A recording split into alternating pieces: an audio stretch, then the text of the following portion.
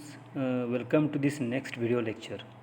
We were discussing about the basic human rights, and this is the audit course, and it has 50 marks comprising CA1, CA2, CA1 for 25 marks and CA2 for 25 marks. Okay, I reminded you the assessment or evaluation process of this subject. Okay, so we have reached to this next point, that is science, technology and globalization under the basic human rights concept. Okay, we little bit got the information, or we have got enough information about the concept of basic human rights. We already studied what is rights, what are human rights, what are basic human rights. Again, what is the we are in today's video lecture we are going to study what is the relation of science and technology, globalization with basic human rights.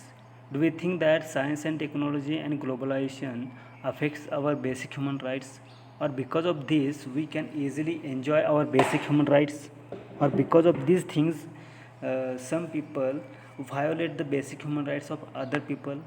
Violation means to fetch away, to disturb human rights of other people, that is violation.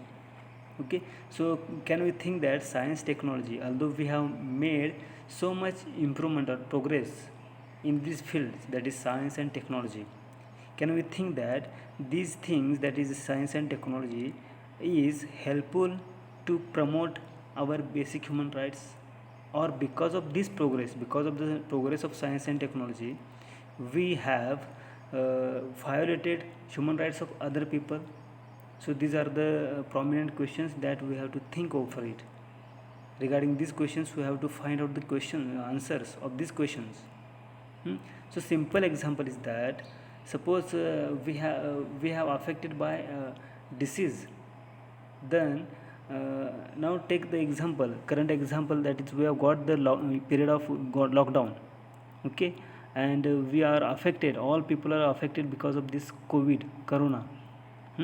And all scientists across the world are searching or making invention regarding the vaccine for this uh, coronavirus.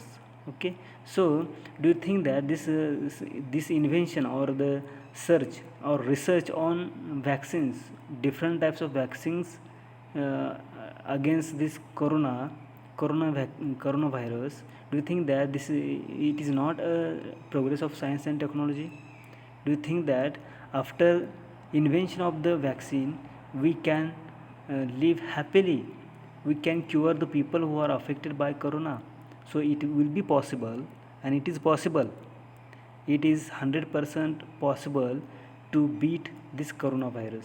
Why? Because of science and technology and globalization in the sense that if any country invented a vaccine for this corona, then all world demand that vaccine for that, from that particular country, and it is it will be possible, it is possible because of that globalization, because of international contracts, international covenants, and because of this basic human rights concept, and because of this pact, or because of UDHR, Universal Declaration of Human Rights, which was sanctioned on 10th of December 1948.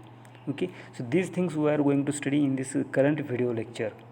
So a little bit I revise some part, little bit I make a ground regarding this concept. So let us move on. So what is the question is asked here, or question is asked, or one statement is given, the links between science and human rights. We have question, or we may have a doubt in our mind,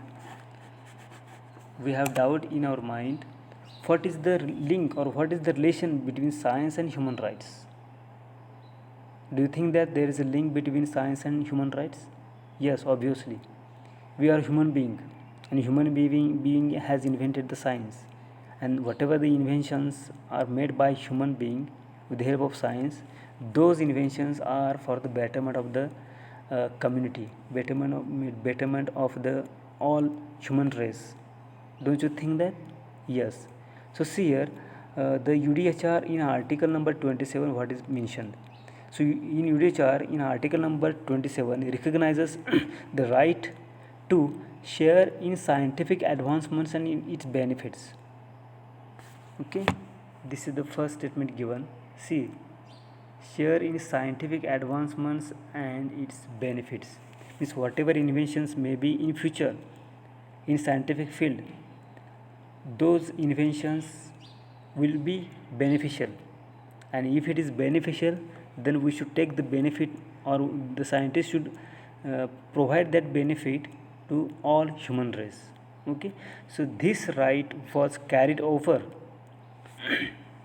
This right was carried over and expanded upon in the 1966 International Covenant on Economic, Social and Cultural Rights, that is known as ICESCR, International Covenant on Economic, Social and Cultural Rights. Hereafter we may see this ICESCR.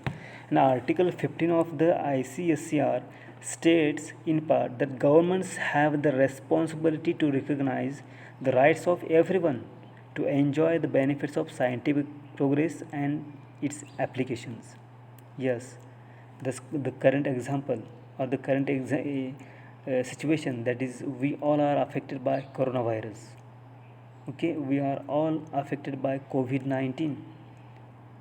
So any country, if any country has invented a vaccine, then it is the responsibility of the United Nations organization. It is the responsibility of that state, of that country, to provide that vaccine to all other countries. Okay, and it is possible because of this covenant of UDHR, because of this article which are mentioned in the 27 and article number 15. Okay, so this is the responsibility or moral responsibility of that country to provide that vaccine to everyone or to other countries. Okay, so we can easily imagine that, or we can easily say that there is a link, there is a relation between science and human rights. Okay, so let's move on. So article 15 of the ICSCR, okay, that was mentioned in the previous slide. This information is copied here in this next slide. Again I will repeat this. Article 15 of the ICSCR means International Covenant on Economic, Social, Cultural Rights, states in part that governments have the responsibility to recognize the rights of everyone. It is the responsibility of the government. That's why our state government, central government have recognized our rights, that to enjoy our life, which is free from any diseases. Okay, so this is the responsibility of the government to take care of our health, and that's why government has provided all facilities to make us home quarantine or institutional quarantine. Okay, according to their responsibility. So what is said here, to enjoy the benefits of scientific progress and its applications. If there are scientific progress, if there are any scientific inventions, then we should apply that scientific progress, we should apply that in our day-to-day life for our betterment. Okay, and this thing is mentioned in the article number 15 of the ICESCR. Okay, and then we can see that there is a link between science and human rights. Okay, then again see, the article adds that governments also have a responsibility to conserve, develop and diffuse science. If the vaccine is invented, or we got the vaccine, or any country got the vaccine, so it is the responsibility of the government to provide that. It is the responsibility of the government to promote that. It is the responsibility of the government to conserve that vaccine, to develop that vaccine and diffuse the science. If science is or any scientist or science is making malpractice or making misuse of that scientific innovations, then it is the responsibility of the government to protect that. Okay, so again it says that, it adds, this article number 15 adds that, to respect the freedom indispensable for scientific research. Okay, so that kind of research is happening if it is happening, we should give the respect to the scientist. Right now we are doing the same. We are giving the more respect to the nurses. We are giving more respect to the doctors. Again we are giving more respect to the scientist. Why? Because there is a relation between science and human rights. and and to encourage international contacts and cooperation in science. Again, same example I will carry forward, that is our Serum Institute of our country and Oxford University has jointly invented a vaccine. Why? Because of these international contracts. Okay, because of this international cooperation in scientific field. And these things are these things we are doing jointly because of that article number 15 in ICE-SCR. Okay, I hope you are getting my point. So see, next point is that our question is raised here: science, technology and human rights, what are the connections? What are the connections? We just observe what is the link between science and human rights. And next question is that what is the connection between science, technology and human rights? So see here, first one, scientists and engineers have human rights. At the beginning of the video lectures we stated that we all are human beings. We all are born free. We all are human beings, but our profession is different. Our status is different. What is our profession? Someone is scientist, someone is engineer, someone is teacher, someone is civil servant, and according to their profession they are following the roles and responsibilities. And we say that if we are human being, these all are human being. Scientists and engineers are also human being, and if they are human beings, ultimately they can enjoy human rights. Okay, so this is the connection. Scientists and engineers are also human beings, that's why they can enjoy, they can have their own human rights. Next point is that science and technology can be applied for human rights purpose. Yes, if there is any development, any progress in the science and technology, we can use that development in the field of science and technology for our human rights purpose. For example, your current example is that your laptop, your computer, your TV, your mobile, these all your own instruments. You can use it for good things. You can use it for ethical thing or ethical purposes because it is a human right. The next is that the conduct of science and applications of science. The conduct of science and applications of science and technology can have negative human rights implications. Same thing, same example. If you are using mobile, you can use it for ethical purpose. Again, you can use it for non-ethical, unethical purpose also. You can use bombs, atomic bombs, for ethical purpose also. Again, you can use that atomic bombs in wars to destroy the human race. So this is the same thing. We have science and technology. You can use it for your positive human rights implications, as well as you can use it for negative human rights implications. You can use it for destruction. You can use it for betterment of the society. So it is in your hand. So next point is this point is repeated as it is. So next point is that scientists and engineers can be a constituency for human rights. Scientists and engineers are inseparable part. They are element of human rights. What human rights says? Human rights says that we can enjoy, you can live our life happily. It is your human rights. And scientists and engineers, by invention, they can increase our happiness. Okay, so that is the connection. That is the connection of science and technology with human rights. Again, one by one we may discuss here. Scientists and engineers have human rights. These rights include what kind of human rights these people have. Those are scientists and engineers. Let's see. The freedom to associate with others in their profession. These human rights of scientists and engineers include the freedom to associate with others in their profession.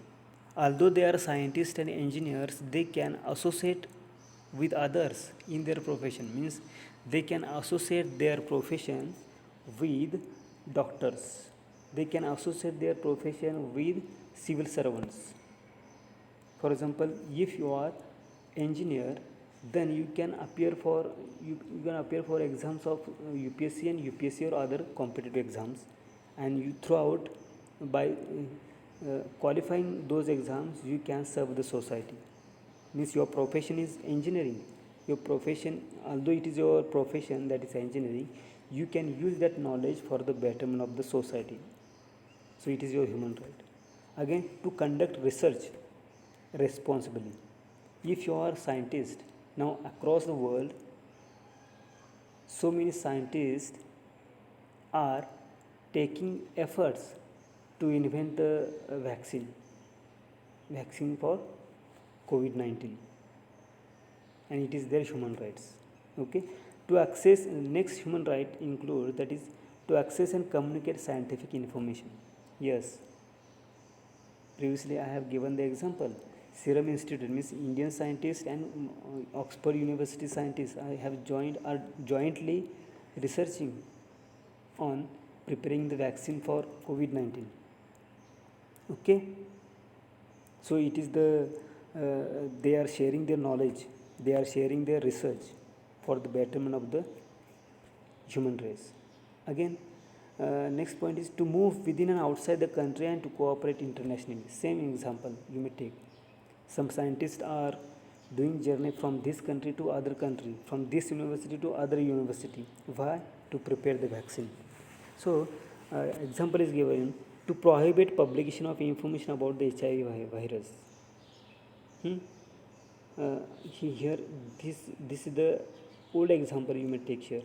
HIV virus, you can protect this, you can prevent this, but simultaneously we have to prevent how that virus affects us. We cannot publish. Another example I will give you, how to make a bomb, atomic bomb. It is not circulated. The information regarding this preparing the atomic bomb is not circulated everywhere. It is not available on internet also. If it is available on internet somewhere, then you can prepare a bomb and you can use it for malpractice. You can use it for destruction. So that's why it is protected, it is prohibited to circulate that kind of information to everywhere. Okay, again, persecution of medical doctors providing care to anti-government protesters. Okay, if there are anti-government protesters, the medical doctors are persecuted, and it is not a human right. Although they are protesters, anti-government protesters, they are human beings. So it is the responsibility or it is the duty of that doctor, medical doctor, to cure that person as a human being, not as a criminal. He thinks first that he is a human being or she is a human being, and according to his duty and responsibility, he or she as a medical doctor, as it is his profession, he should cure that person. And if he is a criminal, it is the responsibility of that law and government to punish him. Okay, so see here, again, science and technology can be applied for human rights purposes. Yes, you can develop and apply tools and methods. As scientists and engineers, whatever tools and methods they have developed, we can apply in your day-to-day life. For example, engineers have been preparing the different modules, and according to that module, they can build up the houses, they can build up the hospitals, they can build up big buildings,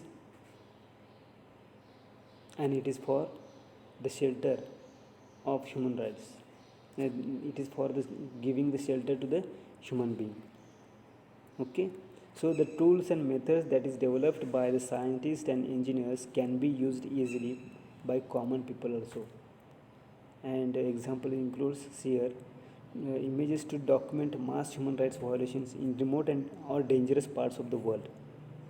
Okay, if some people are violating the human rights of other people, if there are any mass accident or huge accident is happening in remote places, then it is that same information is circulated to the government to make them aware. Okay, for example, any country has invented the COVID vaccine, and that country is not providing that vaccine to other country, then the scientists of that country will hesitate against their own country, and same was happened. It was said that that virus was prepared in the laboratories of Wuhan in China, and that the thing which was known to a doctor, to the scientist, has publicly circulated the information, and after some time he was abducted, he was arrested by the China government, and it is the violation of the human rights of that scientist. Again, soil and water contamination, mining has impacts on local communities and the human rights. Okay, so if there is a soil and water contamination, mining, then if it is illegal, the scientists and engineers raise their voice against this malpractice. They make aware the government. They aware the government against these malpractices, and that's why we can say that science and technology can be applied for human rights purposes. If soil and water contamination is there, common people can't understand what kind of contamination is there. If it is chemical contamination, then what will be the worst effects of it may have on our body? It is known to us, it is not known to us, but scientists and engineers can know well what are the bad effects of this type of contamination of human health. And same thing is make known to the government, okay, for protecting the human rights of common people, for protecting the human rights of every people. So third point is that the conduct of science and the applications. The conduct of science and the applications of science and technology can have negative human rights implications. For example, recently we are facing the COVID-19, and that virus was, if it is prepared in the laboratory, then it is unethical practice. And if it is not prepared in the laboratory, then we should strive hard to prepare the vaccine against this. Now see, because of this virus, so many people are dying, so many people are affected, they are not living their life happily. And if it is prepared, that virus is, if it is prepared in the laboratory of Wuhan, then it is an unethical practice. Okay, again, international human rights law recognize a right to science. See, there is international human rights law. The right as articulated in the ICSCR has important implications for the scientific endeavor, including education funding, peer review, as well as for access of the general public to scientific information and products.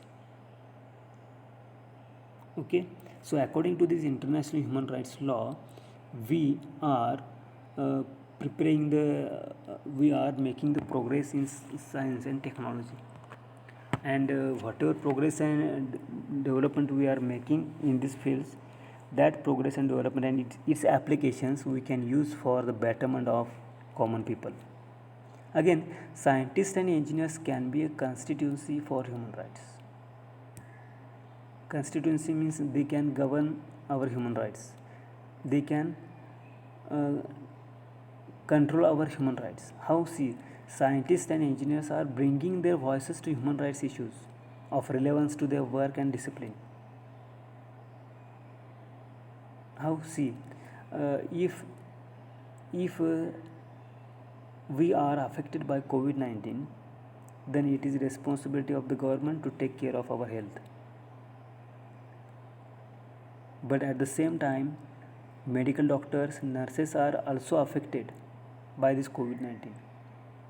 Then for the same purpose, scientists have developed the PPE kit, personal protection kit, personal protection equipment kits, PPE kits.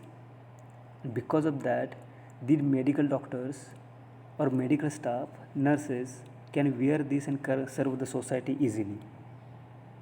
Okay, that's why we can say that that preparing the PPE kit, we have that scientists and engineers have great contribution.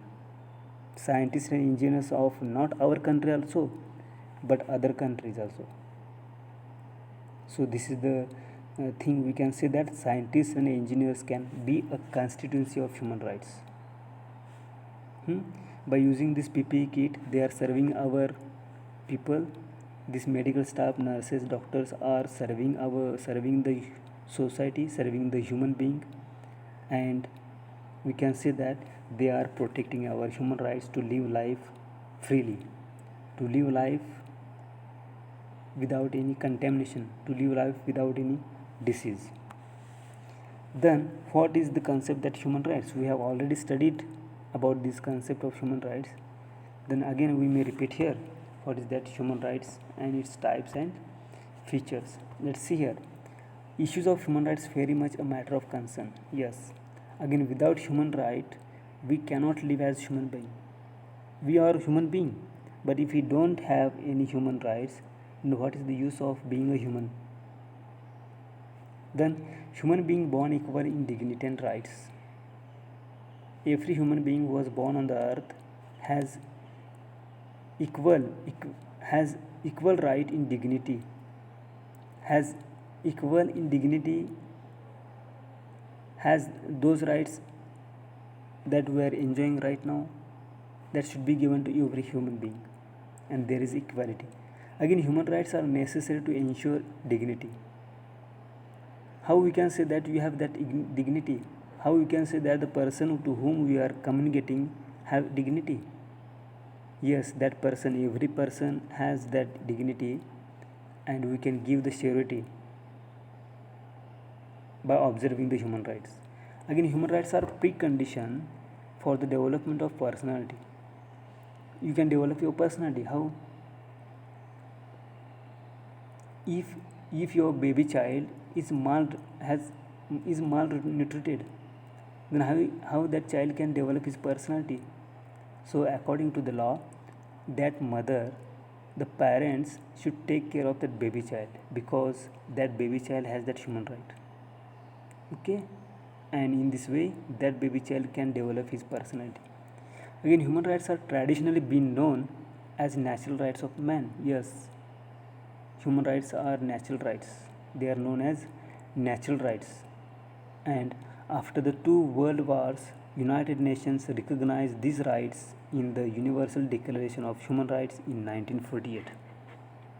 United Nations have given the status of law in UDHR in 1948. Okay, so what is the types and features of human rights? Yes, we have already studied. Again, we will revise here. What are the types? See here. Types in general, we find three types: civil and political rights, social, economic and cultural rights, and group rights. And what are the features? The features include basic human rights are inherent. They are existed already. They are universal. It is available universally. They are inalienable. Inalienable means we cannot take it away. Inviolable, we cannot disturb it or destroy it. Again, human rights are internationally recognized. They are internationally recognized means they have got the status, they have got the place in every country's constitution. So these are the features of human rights. Okay, so these points we may discuss in next video lecture. So till here we may stop here up to this side. and again we'll discuss the remaining part of this PPT in next video lecture. Till then, thank you and take care and stay home safely. Thank you.